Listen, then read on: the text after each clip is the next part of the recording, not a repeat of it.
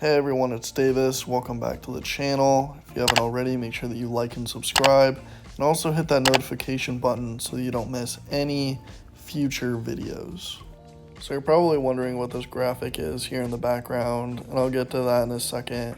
But me and my friend were talking the other day at the gym, and we were just thinking about ways that we could help society become healthier.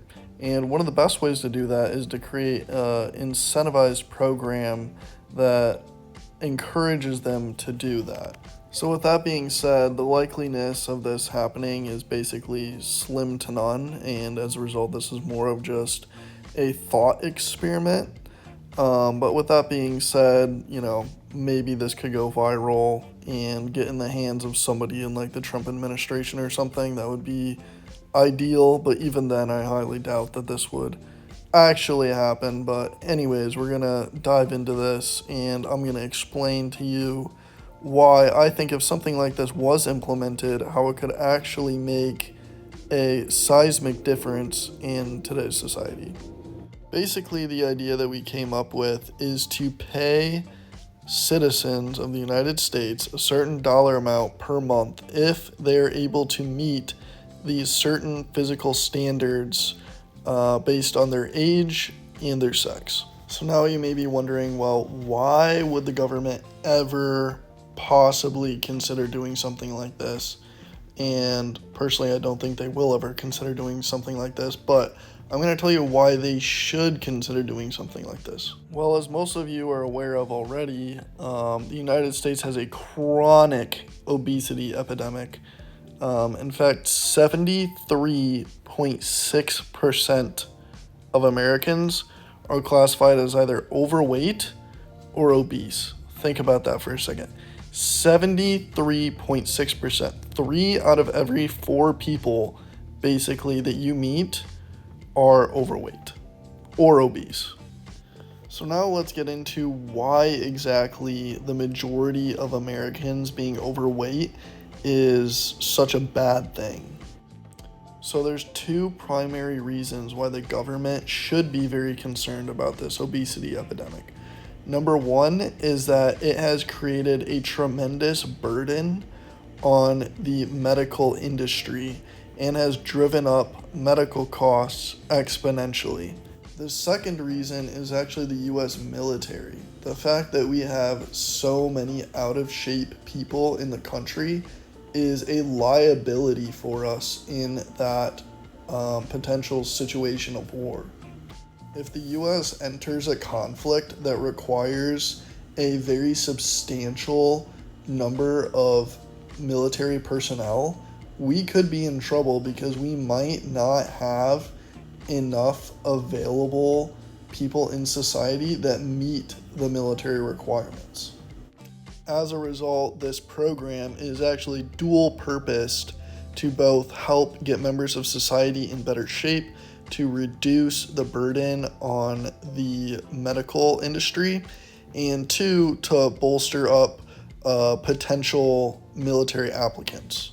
So as you see on screen here, these are just some potential examples, nothing set in stone, but these are some standards that if people meet, they would get the dollar amount that you see up there in the top right corner. So for example, push-ups. If somebody is able to do 20 push-ups, they're able to do 1 pull-up, and they're able to run a mile in under 12 minutes, they could earn $50 a month. Now, some of you watching, especially if you're into fitness, may be thinking, well, this is kind of a joke.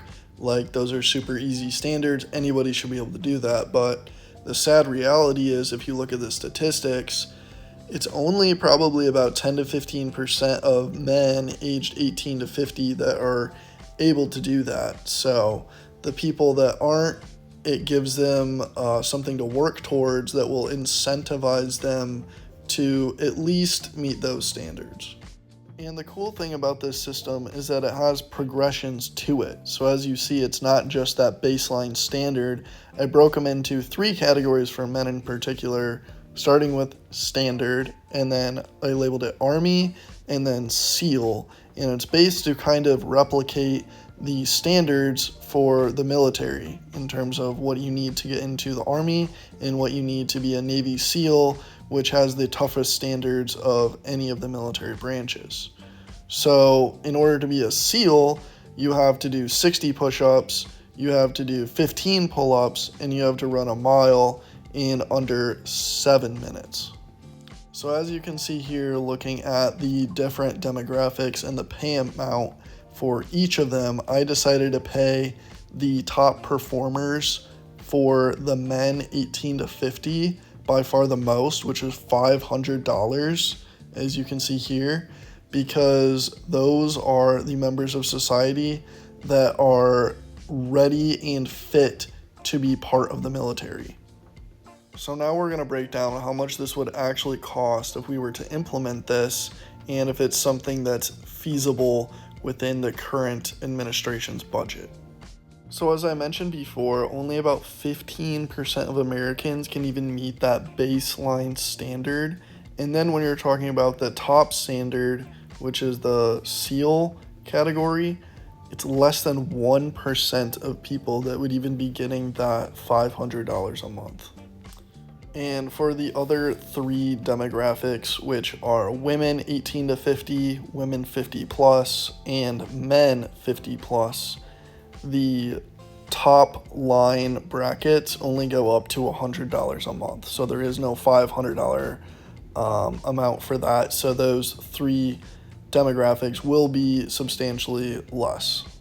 So all in all, when you factor in the amount of people living in the United States in each of these categories and the amount of people in each of these categories that are able to meet these certain requirements, and then you add up what those monthly payments would be all together, it would be right about $50 billion a year.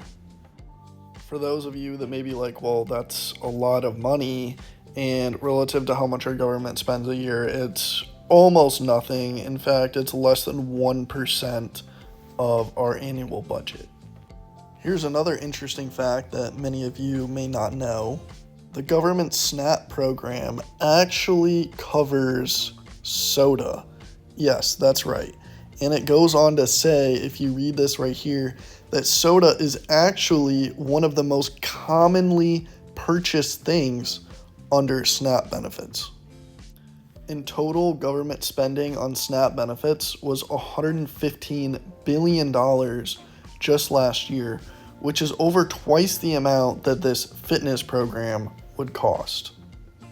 So now let's talk about how much obesity is costing the medical industry. So as you can see up here, it is $173 billion a year, and that was of 2019, and says with inflation and everything, it's probably closer to $200 billion a year today. Now here's why the government in particular should be especially concerned about this issue, because 40 to 50% of direct medical costs for obesity come from publicly paid healthcare.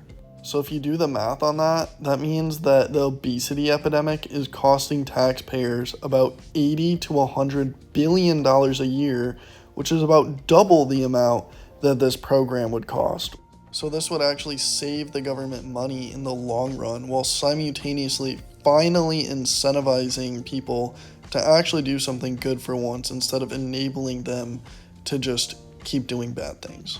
So this is basically just a rough draft of the idea that I came up with. There's probably a lot of other things on here that I left out. But if you guys have any comments or questions, please let me know if you guys think this is a good idea and something that could work or not. And if there's enough questions about it, maybe I'll make a part 2 of this video. Don't forget, if you enjoyed this video, make sure that you like and subscribe and hit that notification button. And I will see you guys next week.